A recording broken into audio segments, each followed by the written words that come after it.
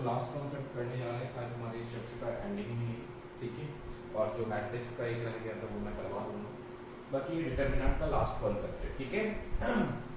Minus cofactors and adjoint of the matrix, minus cofactors and adjoint of the matrix. Minor कैसे निकालते हैं, cofactor कैसे निकालते हैं, एडजॉइंट कैसे निकालते हैं, और देन फाइनली एक और कॉन्सेप्ट है इसमें, इनवर्स, इनवर्स, ठीक है, inverse of the matrix. Okay, minor, cofactor, adjoint and inverse, इन चारों को मिलाकर एक होल क्वेश्चन बनता है, ठीक है। और 6 नंबर का फाइनल यही क्वेश्चन होता है जो 6 नंबर का आता है, ठीक है। लेकिन हम 1 बाय 1 करके स्टेप सीखेंगे सबसे पहले, ठीक है। सबसे पहले हम देखते हैं फर्स्ट माइनर, किसी भी क्वेश्चन का माइनर कैसे निकलता है, ठीक है। फिर सीखेंगे कोफैक्टर कैसे निकलता है, फिर सीखेंगे एडजॉइंट कैसे निकलता है, और फाइनली एंड में सीखेंगे इनवर्स कैसे निकलता है, ठीक है। Minor, cofactor, adjoint and inverse. देखो बेटा, अगर मुझे ये एक इक्वेशन दिया हुआ है, ठीक है, और मुझे इसका क्या करना है, माइनर निकालना है, मैं इसे लेट कर देता हूं, let a equals to 1 3 5 0 3 2 0 0 and -1, ठीक है। 1 3 5 1 3 5 0 3 2 0 0 एंड -1 0 0 एंड -1 ये दिया हुआ है। अब सबसे पहले हमें माइनर निकालना है, तो माइनर को रिप्रेजेंट करते हैं M11 से, किससे, M11, ठीक है।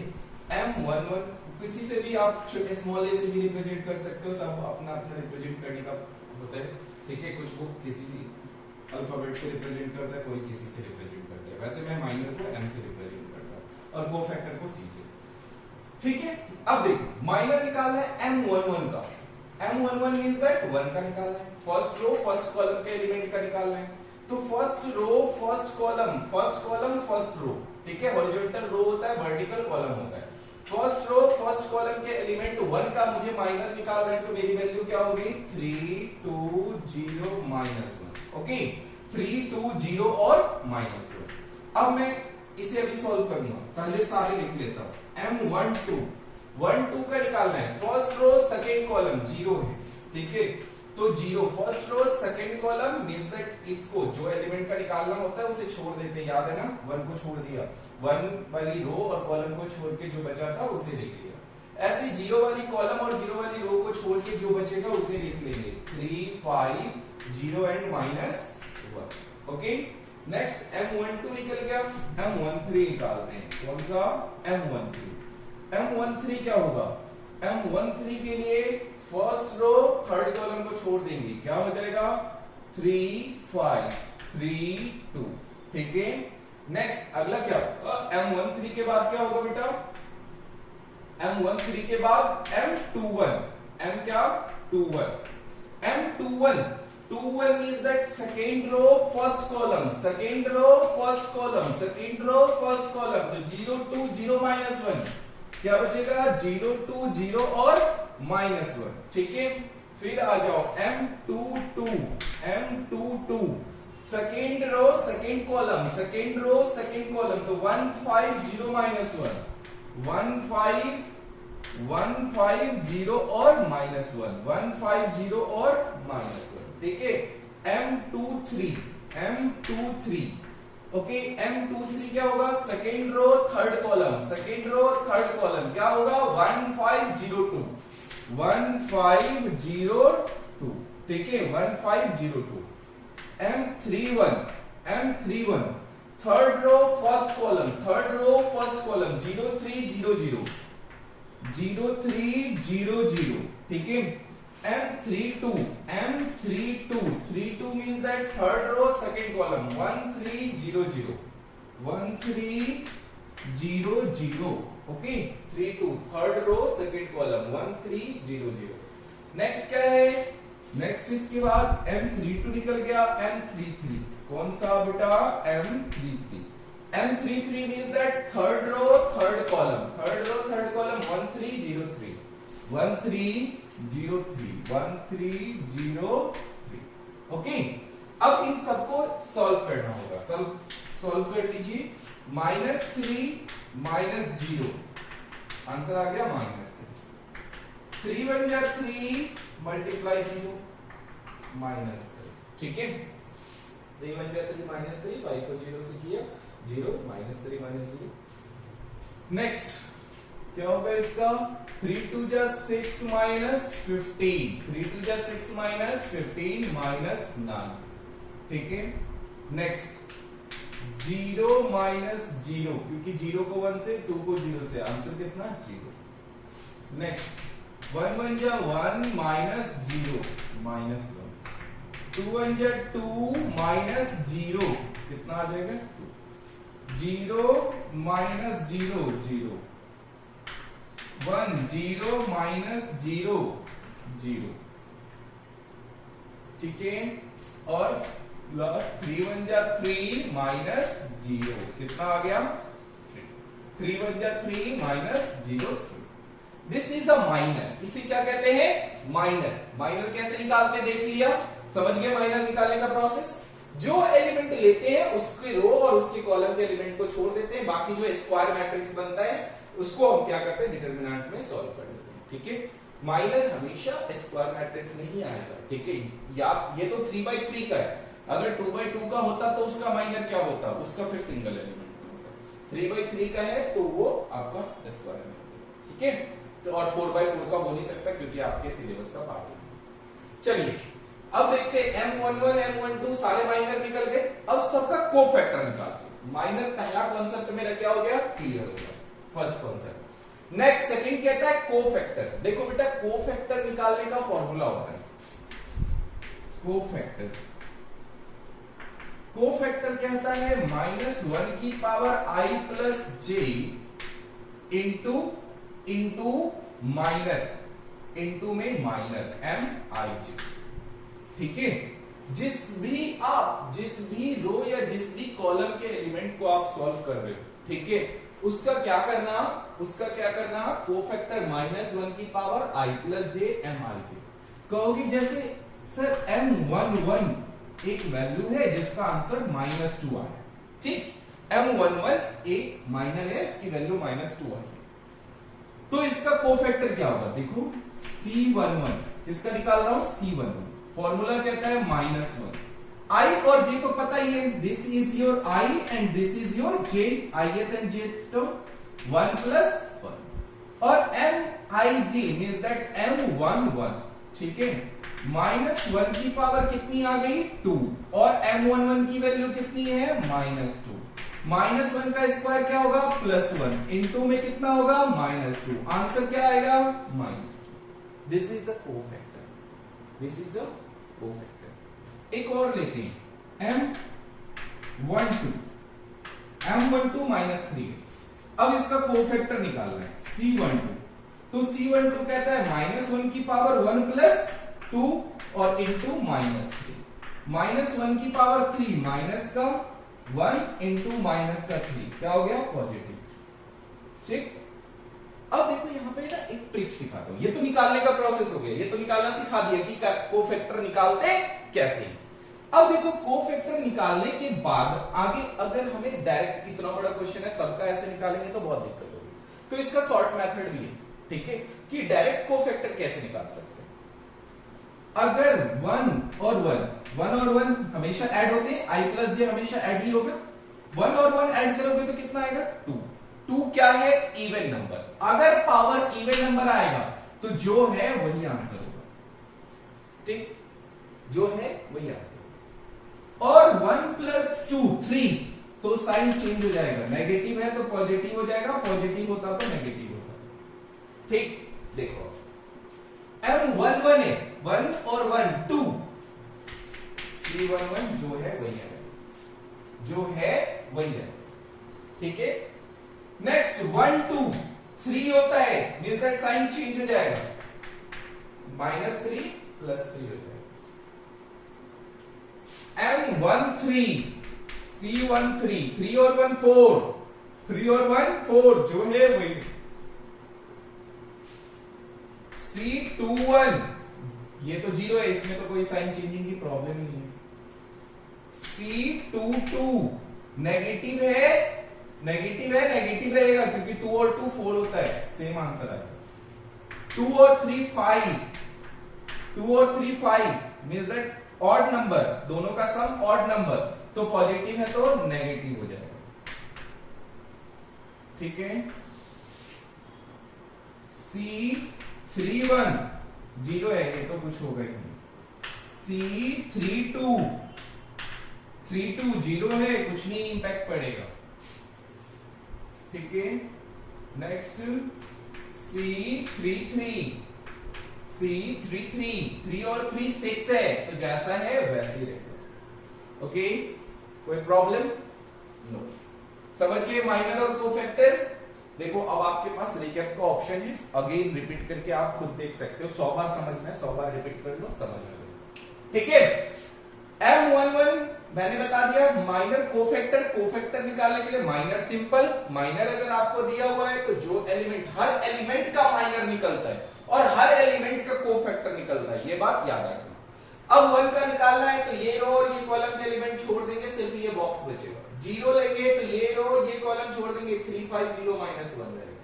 फिर 0 लेंगे तो ये रो ये कॉलम छोड़ देंगे, 3 5 3 2 लेंगे और इनको सॉल्व कर देंगे। ठीक है, डिटरमिनेंट जैसे सॉल्व करते हैं वैसे सॉल्व करेंगे। तो ये तो हो गया आपका, जैसे आपने माइनर, ठीक है, हर रो का निकाल दिया, हर कॉलम का।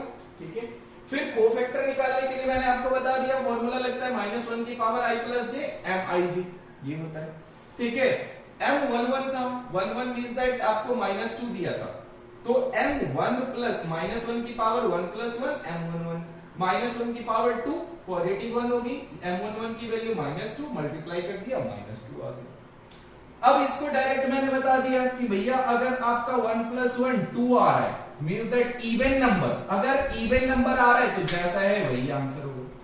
और 1 और 2 3 आ रहा है, ऑड नंबर, पावर अगर ऑड नंबर है तो साइन चेंज हो जाएगा। पहले -3 था माइनर का, तो कोफैक्टर का 3 हो जाएगा। माइनर एंड कोफैक्टर समझ गए? नेक्स्ट चलते, अगला आता है एडजॉइंट।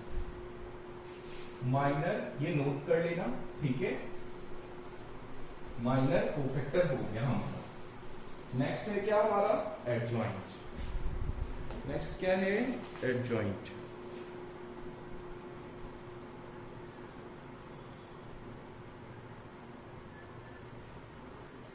चलिए अब एडजॉइंट देखिए बेटा, एडजॉइंट कैसे निकालते हैं? एडजॉइंट ए का निकालो, किसका? ए। तो एडजॉइंट निकालने के लिए जो आपको मैट्रिक्स कोफैक्टर से निकलता है ना, किससे? कोफैक्टर से, जो आपको वैल्यू C से कोफैक्टर से पता चलता है, उसे उसकी जगह पे पुट कर दो। C11 first row first column का एलिमेंट है, C12 first row second column का एलिमेंट है, ठीक है, C13 first row third column का एलिमेंट है, फिर C21 second row first column, second row second column, second row third column, फिर उसके बाद C31 third row second column first column, फिर थर्ड रो सेकेंड कॉलम, फिर उसके बाद third row third column, third row third column. Okay, हो गया हमारा, हो गया। एडजॉइंट आ गया मेरे पास, एडजॉइंट आ गया, कोई दिक्कत नहीं। एडजॉइंट के ये आंसर नहीं है, अभी इसके ऊपर ट्रांसपोज भी आता है, इसके ऊपर ट्रांसपोज का निशान भी आता है, ठीक है। एडजॉइंट निकालने के लिए कोफैक्टर का ट्रांसपोज करना होता है। तो सर क्या डायरेक्ट हम लिख सकते हैं कॉलम में? ये जो कोफैक्टर हमने निकाला उसको डायरेक्ट कॉलम में ही लिख देंगे, मींस जो आपने ये रो लिखा है उसको डायरेक्ट कॉलम लिख देते हैं आंसर। तो क्या सही माना जाएगा? यस, बिल्कुल सही होगा, कोई दिक्कत नहीं, एक स्टेप बच जाएगा आपका। ये तो मैं अभी सिखा रहा हूं, इसलिए मैं आपको एक एक स्टेप करके दिखा रहा हूं। माइनर सीख गए, कोफैक्टर सीख गए, एडजॉइंट सीख गए। अब आती है अगली पढ़ी किसकी? अगला पढ़ाओ किसका आता है? इनवर्स का। अब क्या निकालना है मुझे? इनवर्स निकालना। जो मैट्रिक्स मुझे दिया हुआ है उस मैट्रिक्स का मुझे इनवर्स चाहिए। तो इनवर्स निकालने का फॉर्मूला होता है 1/में डिटरमिनेंट ए एडजॉइंट ए।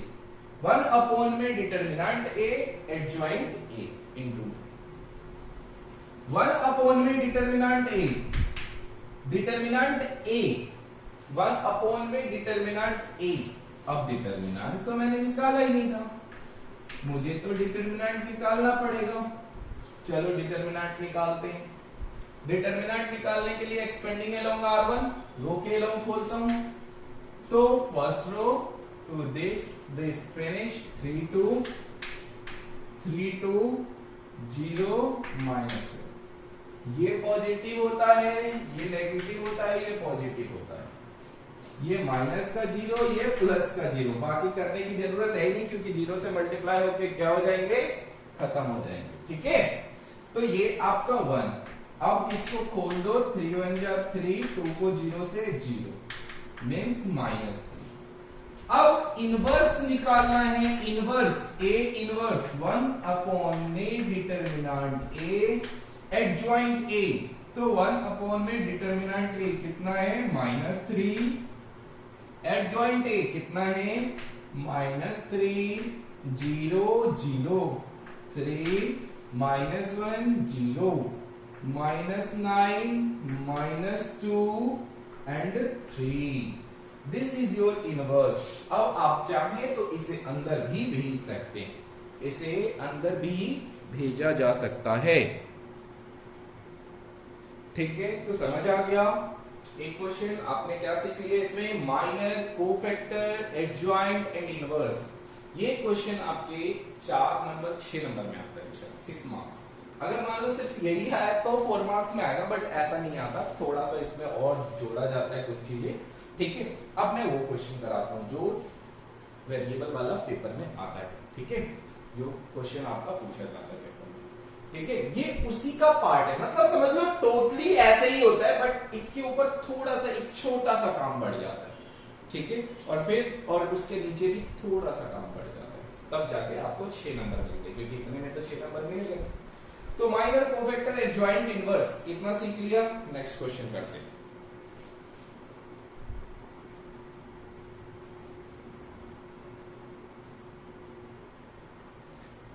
देखो, inverse of matrix, a square matrix is invertible, a square matrix is invertible if and only if it is non singular।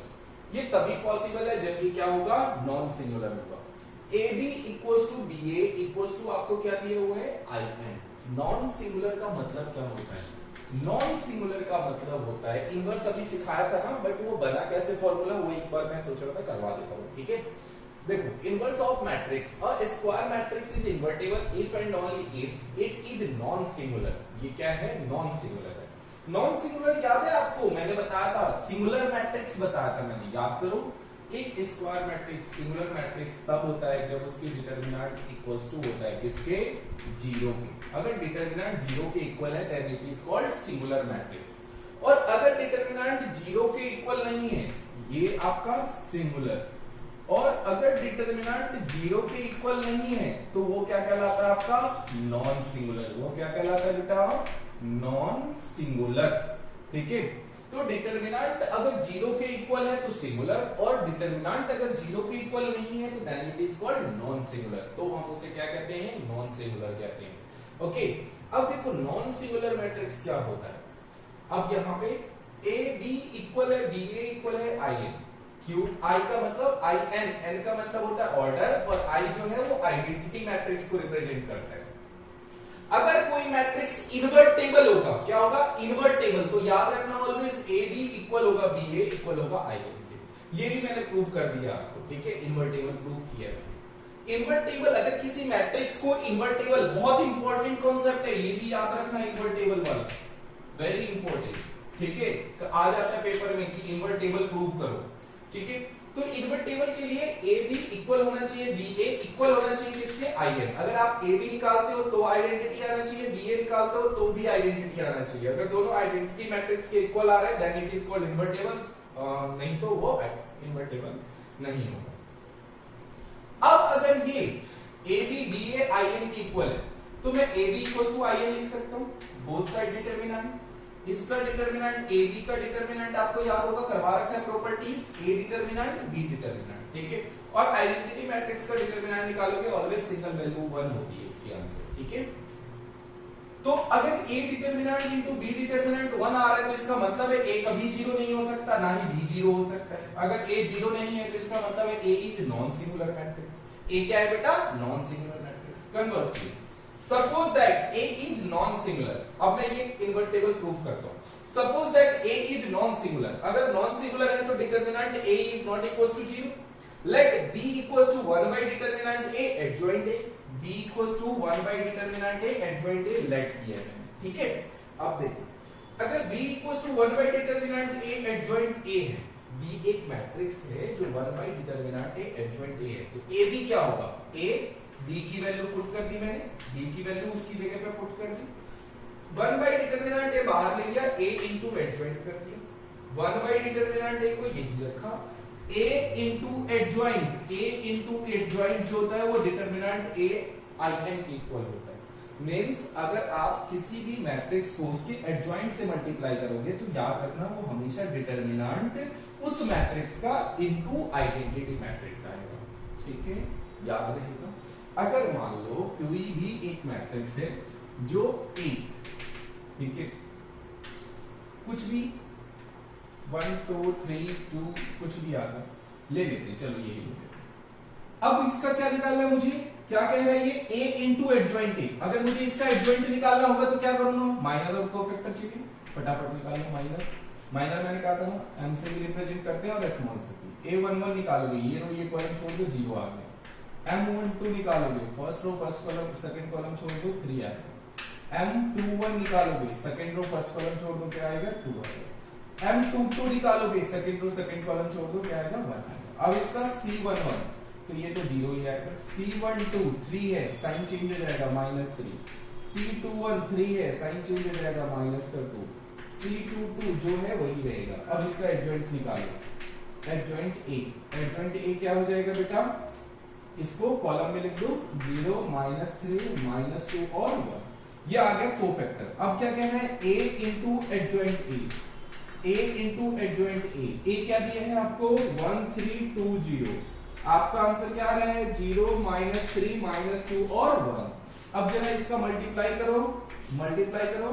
1 को 0 से करोगे 0, 2 को 3 से करोगे 2 3 जा 6 माइनस का, 1 को 2 से करोगे -2, 2 को 1 से करोगे कितना आ जाएगा? 2 1 जा 2।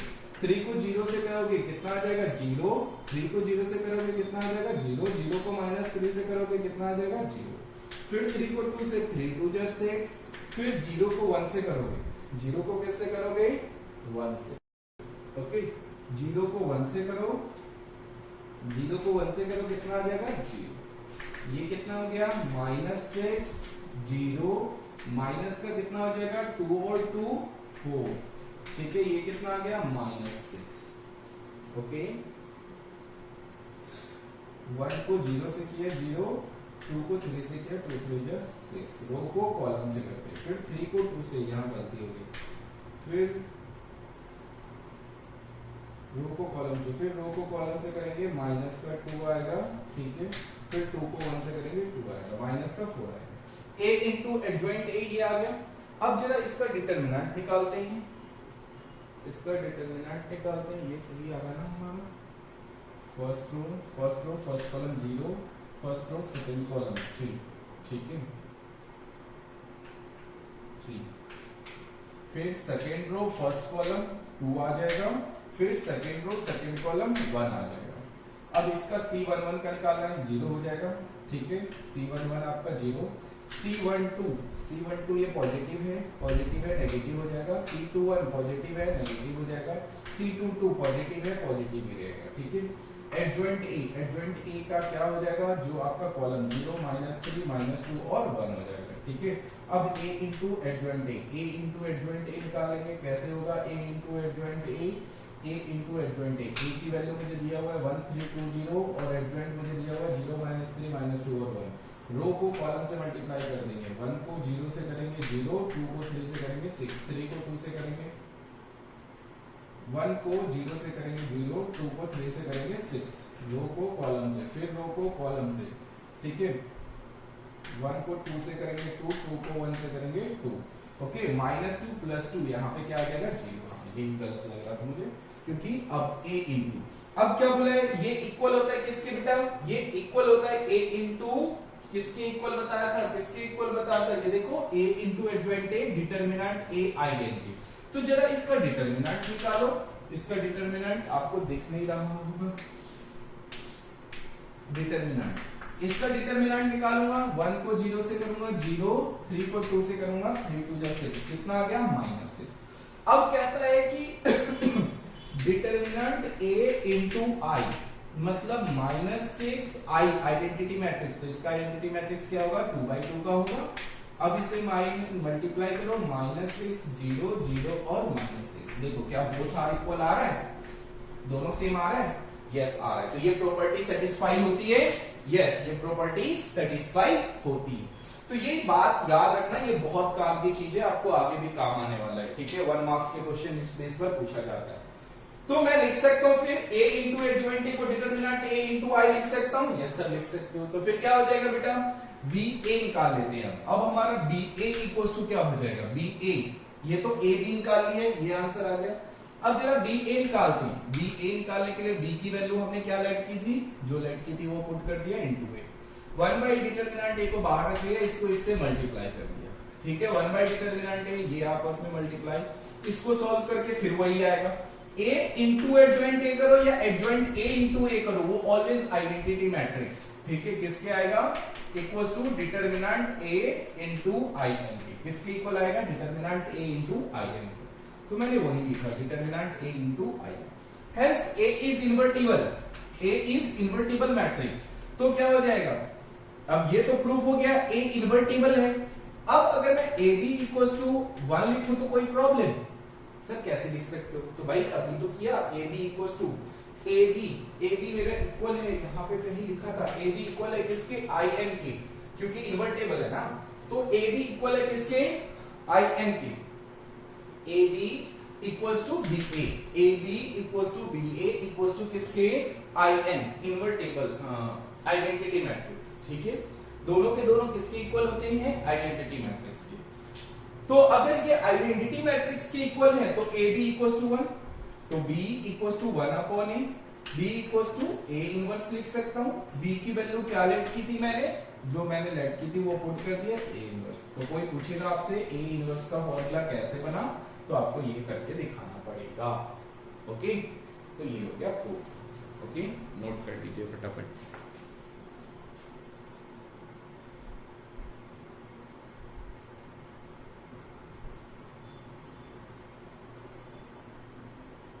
देखो बेटा, तो एक सीख लिया आपने, a इनवर्स निकालना हो तो 1 by a adjoint a, 1 by a, 1 by determinant a adjoint a, determinant not equals to 0 means that non singular.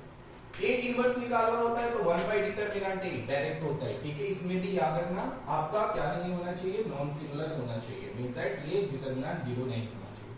कभी भी मैट्रिक्स को प्रूव करना हो सिंगुलर तो याद रखना उसका डिटरमिनेंट निकाल लेना, अगर 0 आए तो सिंगुलर, 0 नहीं आए तो नॉन सिंगुलर। अब ये कैसे बना, इसको भी प्रूफ कर दिया मैंने, ये देखो प्रूफ, a इनवर्स हमें क्या दिया हुआ है, a inverse, a into a inverse identity के इक्वल होगा, कैसे, तो a इंटू a इनवर्स दोनों कैंसिल होके किसके इक्वल हो जाएगा, a इंटू a इनवर्स दोनों कैंसिल होके किसके इक्वल हो जाएगा, 1 के, क्योंकि a से a कैंसिल हो जाएगा ना बेटा, 1 by a equals to 1, a से a कैंसिल 1, आइडेंटिटी का मतलब तो 1 ही होता है, इसलिए a इंटू a इनवर्स 1 के इक्वल, और 1 को मैं आइडेंटिटी लिख सकता हूं, ठीक है, दोनों तरफ डिटरमिनेंट, दोनों का डिटरमिनेंट, इसका डिटरमिनेंट खोलोगे तो आपको पता है प्रॉपर्टी यूज होता है, डिटरमिनेंट a अलग हो जाएगा, a इनवर्स अलग इक्वल्स टू 1, इसका डिटरमिनेंट निकालना है, a इनवर्स का डिटरमिनेंट तो इक्वल्स टू 1 अपॉन में डिटरमिनेंट a, तो ये भी 1 मार्क्स का क्वेश्चन आता है, तो इसलिए ये याद रखना, ठीक है, a इनवर्स का determinant always 1 upon determinant a। अब देखो ये निकालना है 2/2 का, then write the a inverse, बहुत इजी है, ठीक है, माइनर कोफैक्टर एडजॉइंट निकालने की जरूरत नहीं है, डायरेक्ट हो जाएगा, उसके लिए बस ये याद रखना, वैसे करोगे भी माइनर कोफैक्टर तो यही आएगा, उसके लिए याद रखना है, मान लो अगर कोई मैट्रिक्स है आपके पास a b c और d, a b c और d, तो उसमें क्या करना होता है, डिटरमिनेंट निकालने तो आता है 2/2 का, इसको इससे डिटरमिनेंट आ जाएगा, डिटरमिनेंट इसको इससे करते हो, इसको इससे, तो 1 बाई डिटरमिनेंट है। एडजॉइंट कैसे निकालते हैं? इनको आपस में इंटरचेंज कर दो, इनको आपस में इंटरचेंज कर दो और इनके साइन चेंज कर दो। b a की जगह, a d की जगह, और c और b जो पॉजिटिव है वो नेगेटिव। मींस अगर मुझे इसका निकालना हो a इनवर्स, तो 1 by determinant a adjoint a चाहिए। अब देखो कैसे निकालूंगा, 1 बाई डिटरमिनेंट a, 2 2 जा कितना हो जाएगा 4, 5 3 जा कितना हो जाएगा 15। एडजॉइंट कैसे निकालूंगा? मैंने अभी क्या कहा, इनको आपस में चेंज कर दो, -2 यहां 2 यहां, इनका साइन चेंज कर दो, -5 -3 हो गया 1 अपॉन -19 -2 -5 -3 2। ये आंसर है। अब अगर आप उसका ये एडजॉइंट माइनर कोफैक्टर एडजॉइंट से निकालोगे ना, तब भी यही आंसर आएगा। करके देख लेना, चेक कर लेना, ठीक है, तो आपको पता चल जाएगा। तो -1 अपॉन 19, ठीक है, -2 -5 -3 2 हो गया। बस आज के लिए इतना ही, ओके। बाकी आप लोग देख लेना। अब ये अगली क्लास, एक और क्लास लगेगी, अगली क्लास शायद इसकी लास्ट क्लास है, ठीक है। तो नेक्स्ट क्लास हमारा ये फिनिश हो जाएगा, फिर उसके बाद नया चैप्टर शुरू हो जाएगा। बाकी देखते हैं क्लास का कैसे करना है, ठीक है। क्लास अगर स्टार्ट करनी हुई तो 12th और 10th की बैच में स्टार्ट कर दूंगा, क्योंकि बाकी चीजें खुल गई, तो उस हिसाब से लग रहा है कि मैं बुला लूंगा, ठीक है। तो अकाउंट्स और मैथ्स की क्लास में भी आपकी शायद स्टार्ट हो जाए, ओके। तो बस आज के लिए इतना ही, ठीक है। Bye, have a good day ना।